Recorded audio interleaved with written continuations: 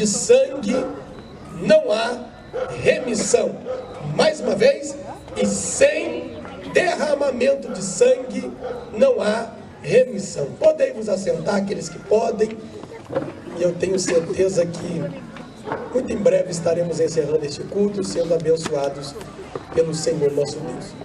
Meus queridos, Deus criou o homem com um propósito. Todos nós precisamos conhecer qual é o plano e o propósito que Deus tem para a minha e para a sua vida.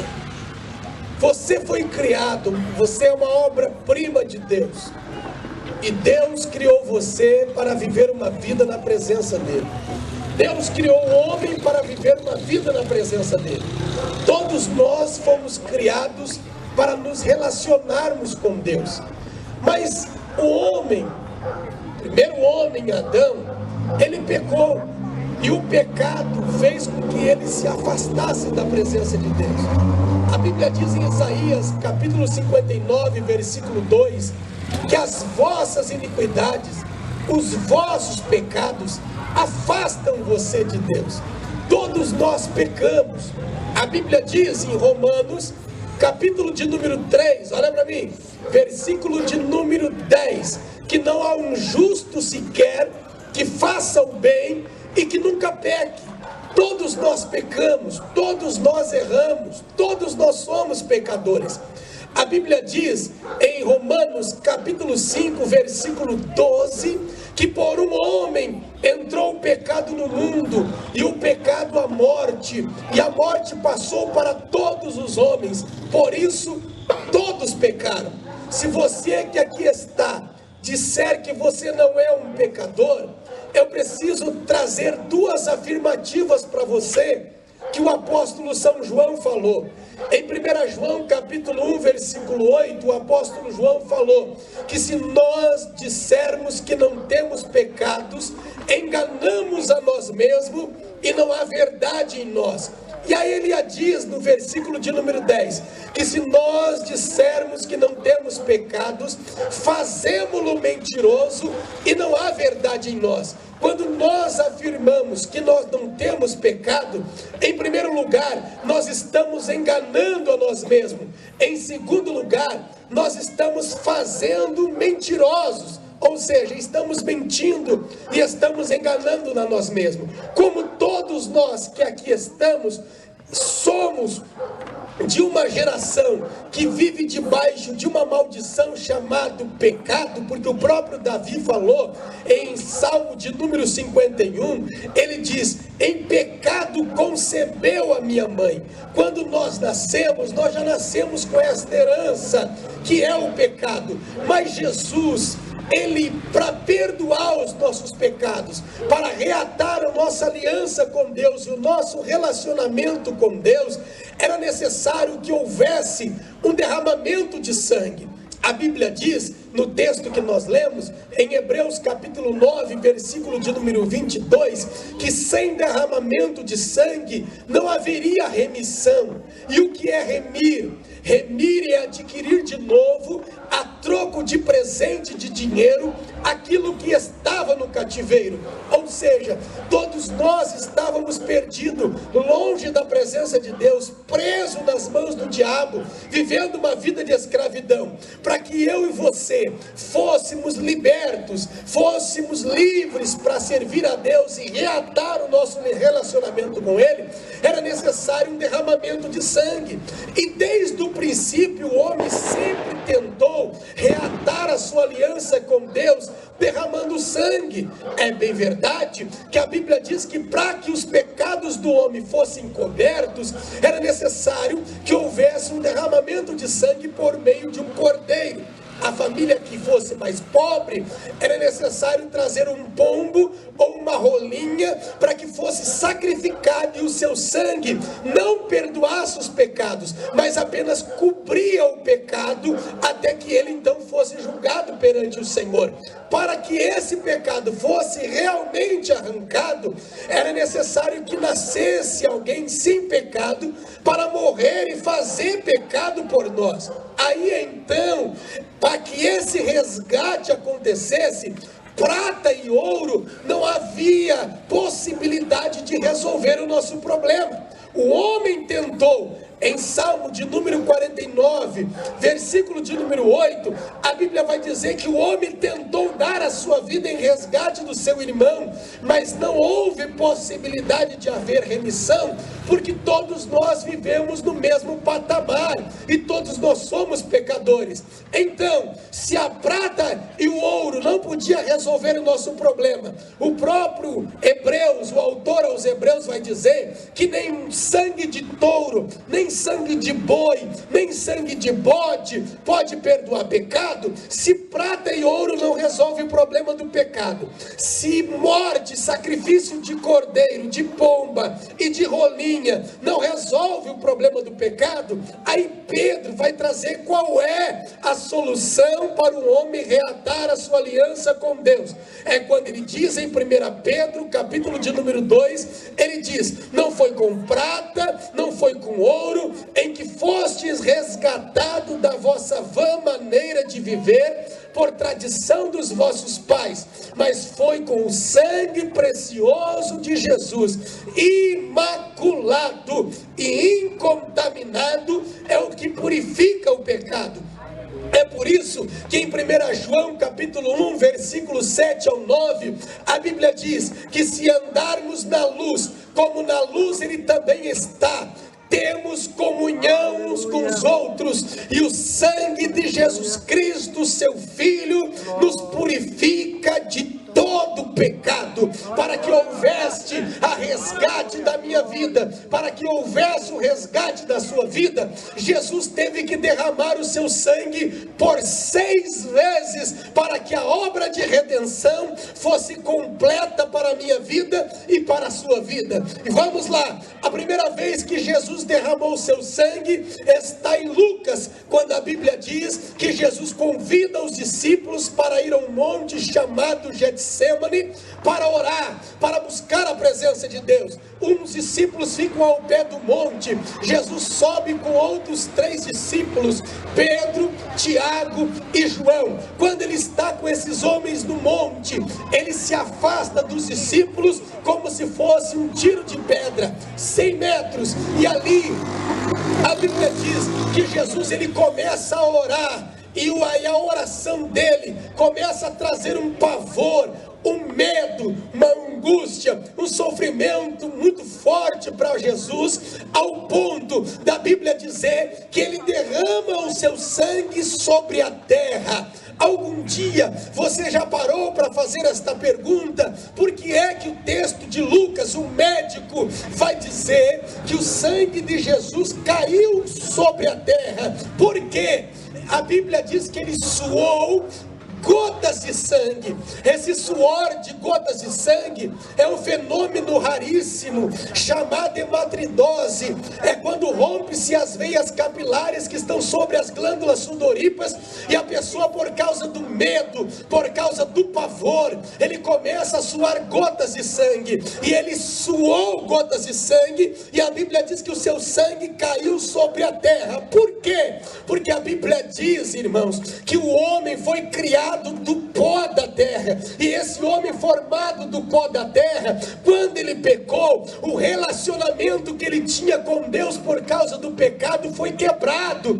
Para que esta maldição fosse quebrada, para que esta maldição fosse paga o preço sobre ela, Jesus então derrama o sangue sobre a terra, e quando o sangue cai sobre a terra, ele estava dizendo: a partir de hoje, o relacionamento do homem que estava quebrado foi reatado novamente pelo poder do sangue de Jesus. Hoje você que aqui está tem liberdade de se relacionar com Deus de novo, de ser amigo de Deus, de viver na presença de Deus, de estar com Deus, de confessar os seus pecados para Ele, de viver uma vida de comunhão com Ele, porque o preço que deveria ser pago pelo meu sangue, pelo seu sangue, mortos numa cruz, Jesus já pagou.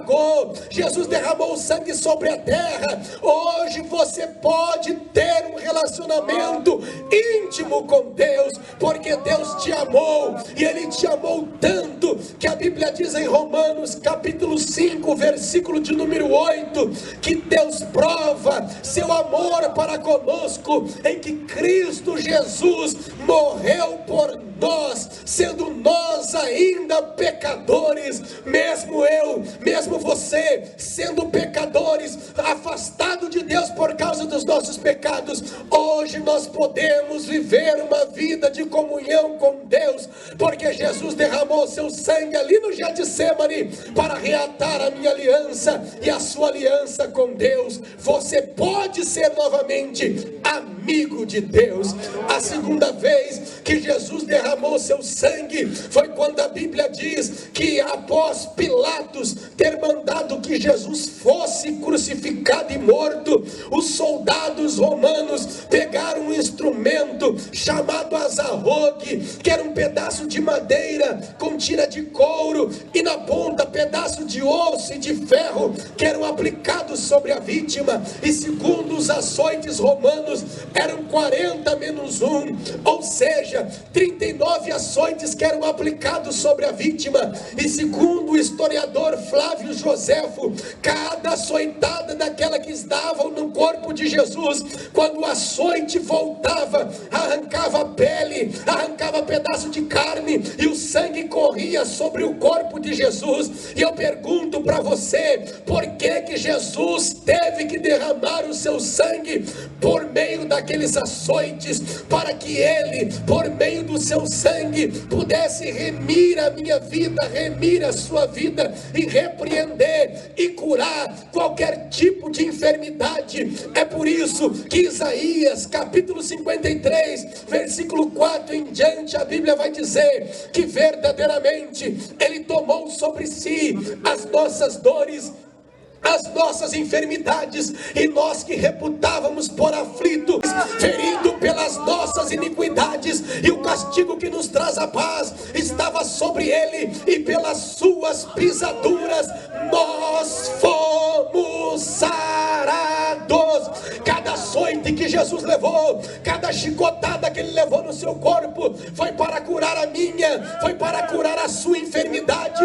Por isso que há poder no sangue de Jesus, há poder no sangue de Jesus para repreender nesta noite qualquer tipo de enfermidade aqui, porque Jesus, ele remiu a minha vida, remiu a sua vida, pagando preço por meio do chicote, para que eu e você fôssemos curados. Portanto, há poder no sangue de Jesus nesta noite para curar a tua enfermidade, repreender esta enfermidade e te dar uma vida de paz e esperança na presença de Jesus. Pela terceira vez, Jesus derrama o seu sangue. É quando um soldado não identificado pega galhos maduros suficiente para moldá-los e formar uma coroa de espinho e colocar na cabeça de Jesus. Eu pergunto para você, na época dos romanos havia vários tipos de coroa. Havia coroa de folha, havia coroa de palha, havia coroa de papel. Por que é que eles moldaram e formaram uma coroa de espinho para colocar na cabeça de Jesus e derramar por meio dos seus cravos o seu sangue? Por que que Jesus derramou o seu sangue por meio daquela coroa de espinho? É bem simples, é bem fácil de você entender a revelação da palavra de Deus, porque quando Adão e Eva, lá no jardim do Éden, eles pecaram, eles transgrediram, eles fizeram aquilo que era ao contrário da vontade de Deus. A Bíblia diz que quando o homem pecou, a terra passou a produzir brolhos e espinhos, ou seja, antes do pecado a terra não tinha espinho, depois do pecado a terra passou a produzir espinhos, trazendo e revelando para nós que quando o homem pecou, a maldição do pecado veio sobre nós. Aí Jesus pega a mesma maldição que era contra a minha vida, que era contra a tua vida, que foi os espinhos, e disse: pode colocar essa coroa de espinho na minha cabeça, porque enquanto eu coloco esses cravos, esses espinhos na minha cabeça, e meu sangue vai escorrendo, eu revelo e mostro para toda a humanidade que por meio do meu sangue há poder para perdoar qualquer você chegou aqui, mas uma coisa eu sei: há por meio de Jesus e do seu sangue perdão para todos os nossos pecados. Cada gota de sangue de Jesus vertida por meio daqueles espinhos foi para perdoar os meus, foi para perdoar os teus pecados. Portanto, a esperança para você. É por isso que a Bíblia diz em Romanos capítulo 8 versículo 1 que nenhuma condenação há para aqueles que estão em Cristo Jesus, que não andam segundo a carne, mas segundo o Espírito. Por meio do sangue de Jesus tem perdão para os teus pecados aqui nesta noite. Mesmo em praça pública, levanta a tua mão e glorifica Jesus, porque há poder no seu sangue para perdoar pecado. Primeira vez que Jesus derrama o seu sangue foi para reatar a nossa aliança com Deus lá no Getsemane. A segunda vez que Jesus derrama o seu sangue foi quando ele é açoitado para repreender qualquer tipo de enfermidade. A terceira vez que Jesus derrama o seu sangue foi por meio dos espinhos daquela coroa, foi para perdoar os nossos pecados. A quarta vez em que Jesus derrama o seu sangue é quando os soldados pegam Jesus e prendem ele numa cruz.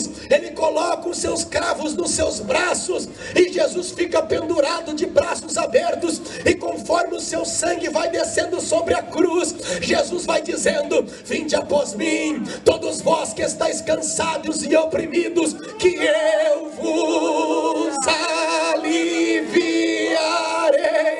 Eu estou sentindo a presença de Deus aqui esta noite. Jesus está de braços abertos te esperando. Jesus está de braços abertos derramando o seu sangue para dizer para mim, para dizer para você: esta é a maior prova de amor que eu tenho por você, porque eu estou de braços abertos dizendo: pode vir, venha, venha, se entregue teu caminho a mim, confia em mim, porque eu vou realizar os desejos do teu coração. Jesus está de braços abertos na cruz te esperando para que você tenha um encontro com ele e a sua vida seja completamente transformada. Jesus ainda está dizendo para mim, para você: pode vir, eu estou te aguardando para me relacionar contigo. Jesus te espera e ele te ama. É por isso que a Bíblia diz em João 3,16 que Deus amou o mundo de tal maneira que deu seu Filho unigênito, para que todo aquele que nele crê não pereça, mas tenha vida eterna. Quando Jesus está na cruz, ele está de braços abertos, preso, e ele olha para mim e para você no meio daquela cruz, no meio daquele algoz, daquele sofrimento, ergue os olhos para o céu e diz: Pai, perdoa-os, porque eles não sabem o que fazem. Na cruz, de braços abertos, Jesus estava dizendo: oh Pai, eu tenho perdão para dar, perdoa eles, não leve em consideração os pecados dele, mas de braços abertos eu estou aguardando, esperando eles para se relacionar comigo.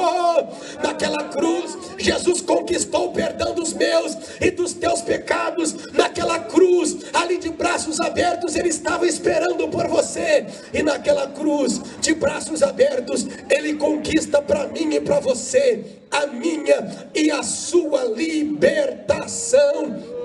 Porque a Bíblia diz em João capítulo 19 versículo 30 que quando ele está de braços abertos naquela cruz, ele diz: está consumado. Esta palavra "está consumado" no original quer dizer: a tua condenação foi paga, você está livre. Ou seja, Jesus naquela cruz pagou pela tua liberdade. É por isso que em Gálatas o apóstolo Paulo vai dizer: estais pois livre na liberdade em que Cristo vos libertou. Por isso que o apóstolo João em João 8:32 ele vai dizer: conhecereis a verdade e a verdade vos libertará. E aí ele diz no versículo 33, 36: e pois o Filho, se pois o Filho que está na cruz vos libertar, verdadeiramente sereis livre. Verdadeiramente sereis livres. Jesus conquistou a tua liberdade. Você é livre, livre para adorar, livre para servir a Deus, livre para glorificar a Jesus, livre para viver uma vida plena em sua presença. A quinta vez que Jesus derrama o seu sangue é quando os seus pés são cravados naquela cruz e o seu sangue começa a escorrer naquela cruz. E eu pergunto para você, por que os pés de Jesus foram cravados naquela cruz? E a Bíblia me dá a resposta, dizendo para mim e para você: ide por todo mundo, pregai o evangelho a toda criatura. Quem crer e for batizado será salvo, quem não crer será condenado. E esses sinais seguirão os que crerem: em meu nome expulsarão demônios, pegarão em serpentes, e se fizerem alguma coisa mortífera não lhe fará dano algum, e imporão as mãos sobre os enfermos e eles serão curados. Sabe por quê? Porque o salmista disse: quão preciosos são os pés daqueles que anunciam as boas novas. Sabe o que Jesus estava dizendo para mim? Sabe o que ele estava dizendo para você? Todo o preço que era necessário ser pago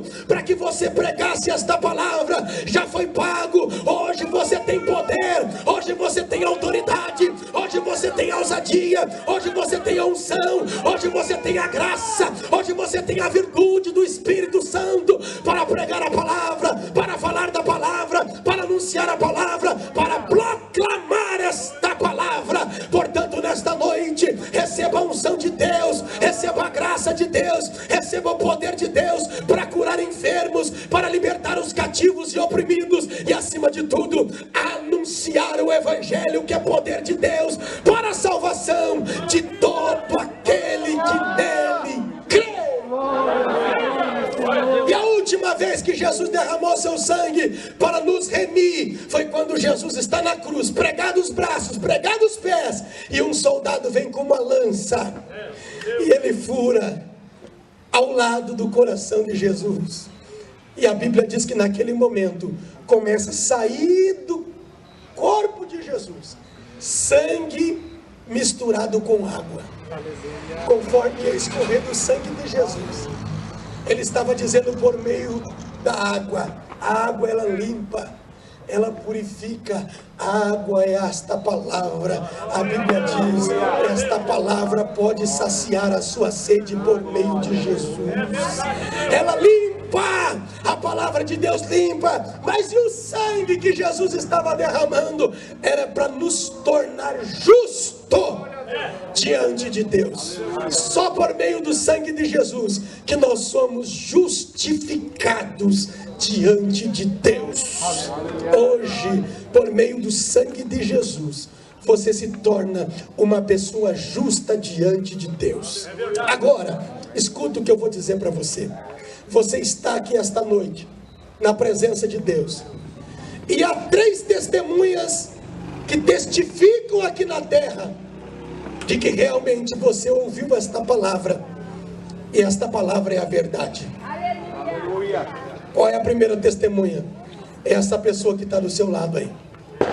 Qual é a segunda pessoa que é testemunha? Os céus estão abertos aqui esta noite. É verdade. Aleluia. Você está diante de Deus, e o céu testifica que você não é mais uma pessoa indesculpável diante dele. E qual é a outra testemunha? A outra testemunha é você mesmo.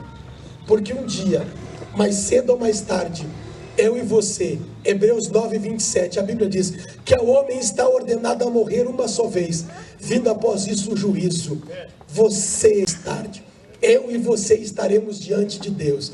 E a minha história e a sua história, eu creio que será passado como se fosse um filme num telão diante de Deus. Deus vai lembrar você quando você era criança e brincava no meio da roça, junto com seus amigos e os seus irmãos. Deus vai lembrar de você quando você ia e foi pelo primeiro dia na escola. Deus vai lembrar de você das baladas, das noites, da noitada da vida que você viveu. Deus vai lembrar de você de todos os momentos que você enfrentou nesta terra. Mas acima de tudo, Deus vai te lembrar desta noite. E quando você estiver diante de Deus, você vai ser lembrado desse dia. que você teve uma oportunidade de se relacionar com Deus e de viver uma vida na presença dele e alcançar o perdão dos seus pecados, mas você, por causa da dureza do teu coração, não quis se render e não quis aceitar a Jesus como teu Senhor e Salvador.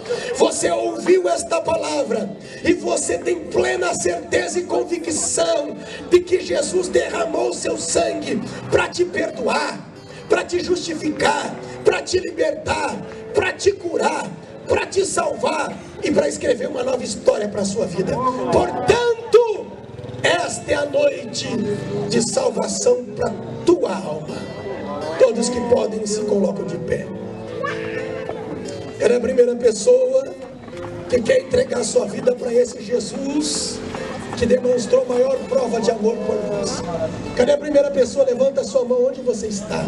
Você que quer entregar sua vida para Jesus hoje. Você ouviu esta palavra tocou o seu coração, você foi tocado por ela e você entende que você precisa reatar a sua aliança com Deus. Cadê a primeira pessoa para Jesus? Levanta a sua mão onde você está. Você que talvez esteja afastado da presença de Deus, você que talvez ainda não entregou sua vida para Jesus e quer entregar a sua vida nesta noite. Onde você está? Levanta a sua mão que eu quero orar por você. Se você estiver ao lado de alguém aí que você sabe que ainda não é crente, convida ela, faça um apelo a ela. Esta é a tua noite, esta é a tua oportunidade. Cadê a primeira pessoa para Jesus? Aonde você está? Deus falou com você. Você está parado, você está afastado, está distante da presença de Deus. E Deus revelou-se para você o quanto Ele te ama. Cadê a primeira pessoa para Jesus? Onde você está? Levanta a sua mão que eu quero orar por você. E Jesus não é uma mercadoria barata também não, para nós ficarmos forçando você a se entregar a Ele, não. Cadê a primeira pessoa? Aonde você está? Levanta a sua mão que eu quero orar por você.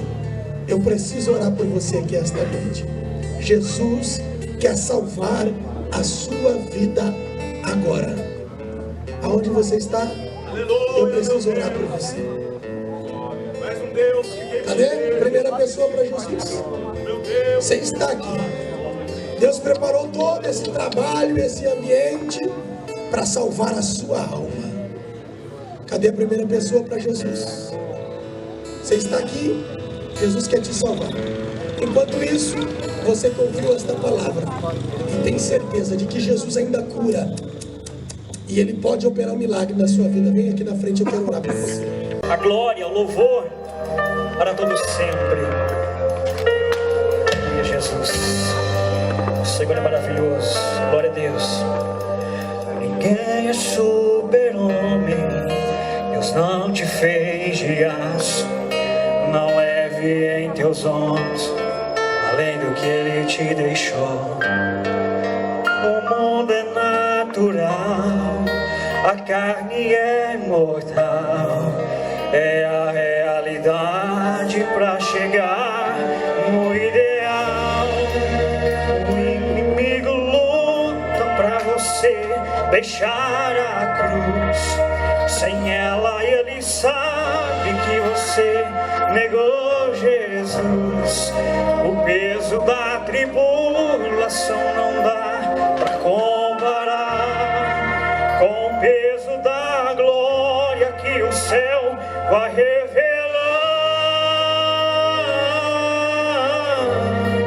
Não despreze a sua cruz, ela tem sua medida. Deus um dia calculou. Ele conhece a força e a fraqueza de um pecador.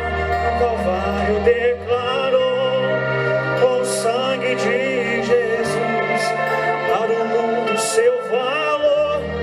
Não despreze a sua cruz, a renúncia, o braço de equilíbrio para você. Hoje você não entende, mas um dia irá saber que as pegadas de Jesus são o mapa do tesouro. Deus tem recompensa para você. Aleluia!